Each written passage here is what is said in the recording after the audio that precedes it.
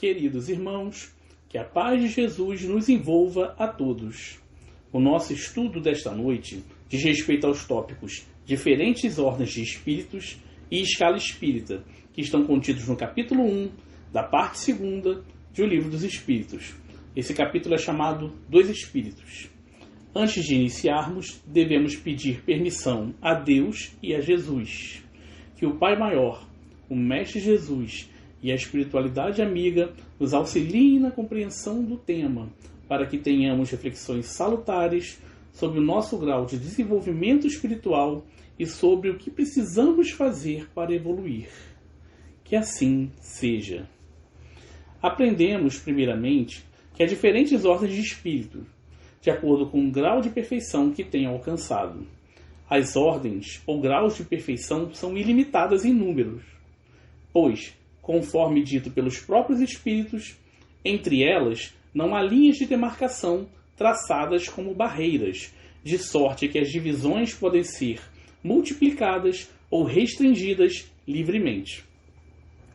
Porém, os espíritos consideram 3 ordens principais, que são as seguintes: espíritos puros, que já atingiram a perfeição; os bons espíritos, que estão no meio da escala, nos quais já há o desejo do bem; e espíritos imperfeitos, nos quais predomina a ignorância, o desejo do mal e as paixões inferiores. Foi esclarecido ainda que os espíritos de segunda ordem, que têm o desejo do bem, têm o poder de praticá-lo, de acordo com seu grau de perfeição. Destes, alguns têm a ciência, conhecimento, outros a sabedoria e a bondade. Ainda assim, os espíritos dessa ordem sofrem provas para chegarem a maior progresso. Um ponto interessante, também elucidado pelos espíritos, diz respeito ao fato de que nem todos os da terceira ordem são essencialmente maus. Alguns não fazem o mal, mas também não fazem o bem, e com isto já demonstram a sua inferioridade. Outros realmente têm prazer em praticar o mal, mas ainda há aqueles, os levianos, que agem mais por malícia, habilidade para enganar, do que por verdadeira maldade, e gostam de causar mistificações. Ou seja, ato ou efeito de enganar, farsa. Mistificação é isso. Ato ou efeito de enganar, farsa. Eles gostam de causar mistificações e rir-se das contrariedades que causam nos encarnados. O conteúdo até aqui apresentado está presente nas questões 96 a 99 de O Livro dos Espíritos. Conforme veremos a seguir, as respostas dessas perguntas são a base da escala que será construída pelo codificador na sequência. Antes de entrarmos na escala espírita, devemos lembrar que Allan Kardec, no item 100, expôs que a classificação dos espíritos se baseia no grau de adiantamento deles, nas qualidades que já adquiriram e nas imperfeições que eles ainda têm de vencer. O codificador pretendia construir uma classificação racional, nos mesmos moldes realizados pelas ciências em geral, mas ele pontua que nenhuma classificação é absoluta e que, dependendo do ponto de vista por que se considera a questão, pode-se adotar maior ou menor número de classes. Kardec também deixa claro que os próprios espíritos não estavam de acordo quanto aos detalhes da classificação, até mesmo porque, entre eles, também há os muito inferiores que consideram superior tudo que ultrapassa o seu grau de evolução. E mesmo os espíritos com capacidade de apreciação do tema não estão de acordo no que diz respeito ao número de ordens e de classes.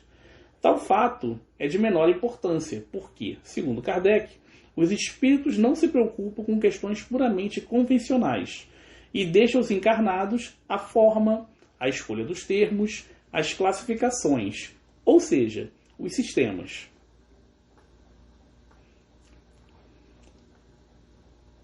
Allan Kardec atentou para o fato de que os espíritos, em geral, admitem 3 grandes ordens, que são as mencionadas anteriormente: espíritos puros, bons espíritos e espíritos imperfeitos.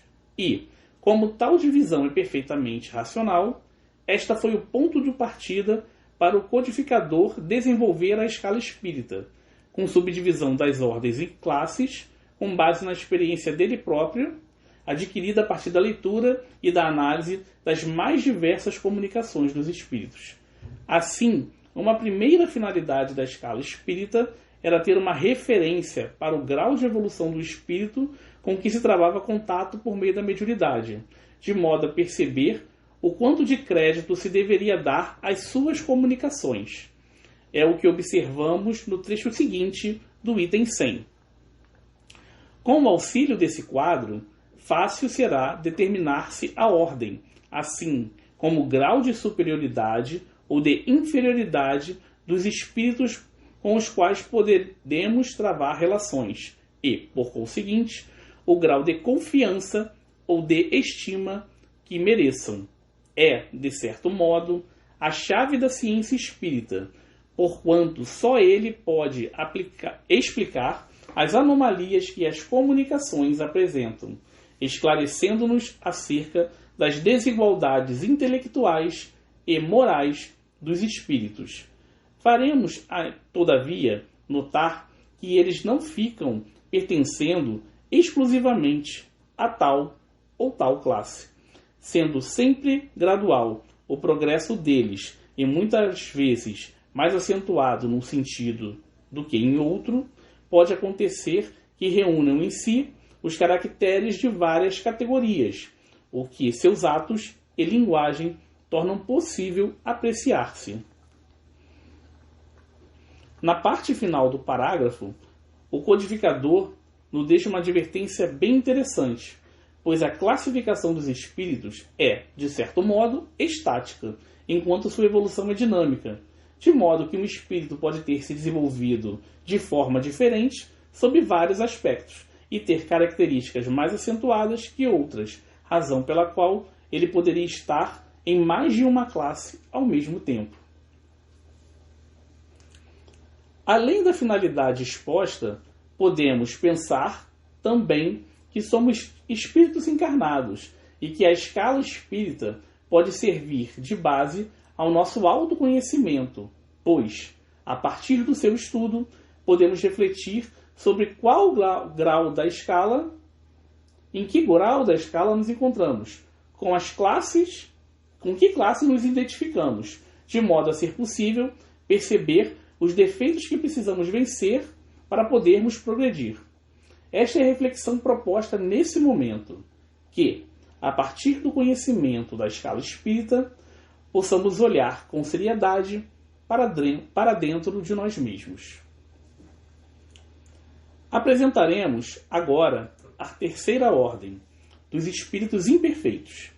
Nesta se encontram aqueles nas quais há predominância da matéria sobre o espírito e que ainda estão propensos, muitas vezes, à prática do mal. Em alguns não há verdadeira maldade, mas sim leviandade, que é falta de seriedade, e reflexão e malícia, que é a habilidade para enganar. Outros, infelizmente, ainda praticam o mal por prazer. Há aqueles, ainda, que não fazem o mal nem o bem. A inteligência dos espíritos desta ordem pode ser associada à malícia ou à maldade. Mas, independentemente de quanto tenha evoluído no sentido intelectual, tem ideias pouco elevadas e sentimentos inferiores. Tem conhecimento restrito das questões do mundo espiritual. Conhecimento este que é misturado muitas vezes com preconceitos da vida corporal. Em suas comunicações, muitas vezes, aparece algum mau pensamento. E esse mau pensamento só pode vir de um espírito desta terceira ordem. Conservam lembrança dos sofrimentos da vida corporal e sofrem na vida espiritual pelos males que experimentaram em vida e pelos que causaram aos outros. Muitas vezes pensam que o seu sofrimento é eterno, o que é uma consequência dos seus maus procederes. As classes são as seguintes. 10ª classe, espíritos impuros. Estes são os que praticam o mal por prazer, que têm como mal o maior objeto das suas preocupações. Quando se comunicam, dão péssimos conselhos, semeiam a discórdia, a falta de acordo, o desentendimento, e tentam mascarar-se para melhor enganar. Sua linguagem é rude e reflete seus sentimentos inferiores. Quando tentam simular linguagem mais elevada, não conseguem fazê-lo por muito tempo e acabam se traindo em algum momento. Quando encarnados, são propensos a todas as paixões, vícios e sentimentos inferiores, tais como orgulho, vaidade, inveja, egoísmo, ódio, etc. Nona classe: espíritos levianos. São ignorantes, maliciosos, irrefletidos e zombeteiros. Nas comunicações, se metem em tudo e dão respostas a todas as questões, sem se preocuparem com a verdade. Gostam de mistificar, enganar, de pregar peças nos encarnados, de induzir os homens a erro. Mas agem assim mais por malícia do que por verdadeira maldade. Sua linguagem nas comunicações é bem-humorada, brincalhona, sem qualquer seriedade ou profundidade. Encontram-se sob a dependência dos espíritos superiores, que muitas vezes empregam os espíritos levianos como seus servidores. Oitava classe: espíritos pseudo-sábios. São espíritos que já evoluíram até certo ponto e adquiriram alguns conhecimentos, mas consideram saber muito mais do que sabem. Sua linguagem já tem uma certa característica de seriedade, o que pode fazer iludir quanto às capacidades e o grau de conhecimento desses espíritos. Nas suas comunicações, há uma mistura de grandes verdades com erros absurdos e com ideias e preconceitos da vida corporal, sendo possível verificar, a partir dessas, o orgulho, a vaidade, o ciúme e a obstinação, que é o apego forte e excessivo às próprias ideias. Essas são características próprias desses espíritos. Sétima classe: espíritos neutros. Não são suficientemente bons para fazer o bem, nem bastante maus para fazer o mal. Não ultrapassam a condição comum da humanidade e se apegam às coisas da terra, das quais sentem saudades quando retornam para o mundo espiritual. Neste momento, podemos observar que, para o progresso do espírito, deve haver a correta observância da lei de Deus, que não diz respeito apenas a não fazer o mal, mas também a fazer o bem. Neste sentido, é a seguinte passagem do item 10 do capítulo 15 do Evangelho segundo o Espiritismo. Submetei todas as vossas ações ao governo da caridade, e a consciência vos responderá. Não só ela evitará que pratiqueis o mal, como também fará que pratiqueis o bem, porquanto uma virtude negativa não basta. É necessária uma virtude ativa. Para fazer-se o bem, mister necessário, sempre se torna a ação da vontade. Para se não praticar o mal, basta as mais das vezes a inércia e a despreocupação.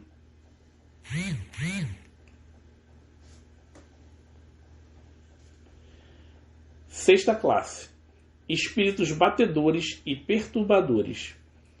Essa classe não é constituída, propriamente, considerando as qualidades dos espíritos, mas sim pelo fato de que estes manifestam sua presença utilizando pancadas ou outros efeitos físicos, deslocamento anormal de corpos sólidos, agitação do ar, etc.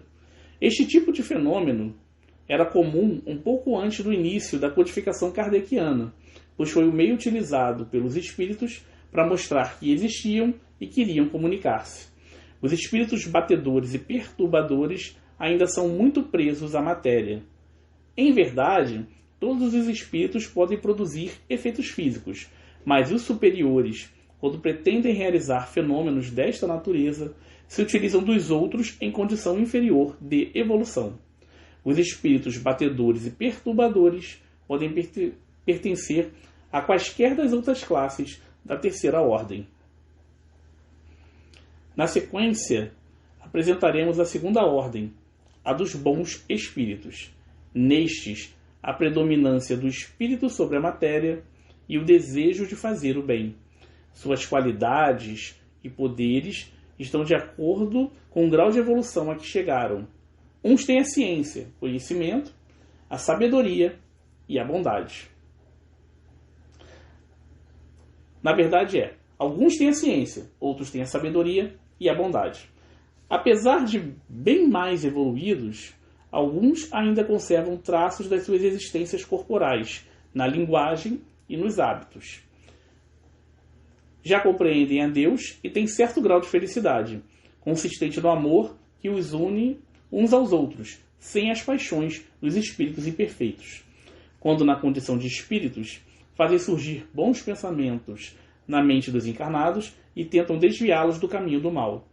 Afastam a influência dos espíritos imperfeitos dos encarnados que não devem sofrer tal influência.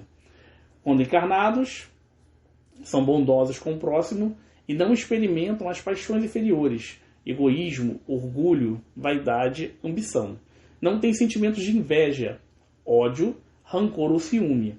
Fazem o bem sem qualquer cálculo ou objetivo suposto. As classes desta ordem são as seguintes. Quinta classe, espíritos benévolos. Tem por característica principal a bondade. Eles encontram alegria em prestar serviços aos homens e protegê-los. Porém, têm conhecimentos limitados. Seu progresso é mais moral que intelectual. Quarta classe, espíritos sábios. Têm grandes conhecimentos e se preocupam mais com questões científicas do que com as morais. Ainda assim, não têm as paixões típicas dos espíritos imperfeitos. Terceira classe, espíritos de sabedoria. Estes já têm qualidades morais de ordem mais elevada, mas também certos conhecimentos e certo grau de desenvolvimento intelectual. Nas palavras do próprio Allan Kardec, sem possuírem ilimitados conhecimentos, são dotados de uma capacidade intelectual que lhes faculta juízo reto sobre os homens e as coisas. Segunda classe, espíritos superiores. Reúnem em si a ciência, a sabedoria e a bondade. Sua linguagem é elevada e só traduz bondade, benevolência, sentimentos sublimes. São os mais aptos, até aqui, a nos darem informes precisos sobre as questões relativas ao mundo espiritual e sua relação com o mundo corporal, dentro dos limites do que o homem pode saber. Não precisam mais encarnar na Terra, e quando o fazem, é por missão, e, neste caso, constituem o tipo de perfeição que a humanidade pode aspirar neste mundo. Exemplos de espíritos superiores são aqueles que participaram da codificação do Espiritismo, conforme dito pelo próprio Allan Kardec, logo nas primeiras páginas de O Livro dos Espíritos, na frase que define o objeto da obra. Finalmente, chegamos à primeira ordem. Espíritos puros, que contém apenas uma classe. Os espíritos desta ordem têm superioridade moral e intelectual absoluta em relação aos das demais classes. Já percorreram todos os graus da escala e não têm mais que passar por provas e expiações, tendo vencido toda a influência da matéria e atingido a perfeição. De modo geral, não reencarnam mais em corpos perecíveis. Vivem uma inalterável felicidade, sem as necessidades e problemas da vida material. São os mensageiros e ministros de Deus, executando as ordens do Criador para a harmonia universal. Comandam os demais espíritos em estado de evolução inferior e auxiliam na obra do aperfeiçoamento destes. Ajudar os homens nas suas aflições, estimulá-los ao bem e à expiação dos males praticados é um trabalho porque esses espíritos se sentem gratos. Eventualmente, espíritos dessa categoria podem comunicar-se com os homens, mas seria orgulhoso demais o homem que acreditasse tê-los às suas ordens. O exemplo de espírito puro que conhecemos é Jesus, nosso guia e modelo, conforme a questão 625 do Livro dos Espíritos.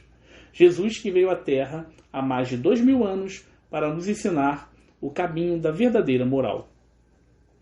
A escala espírita foi desenvolvida nos itens 101 a 113 do Livro dos Espíritos.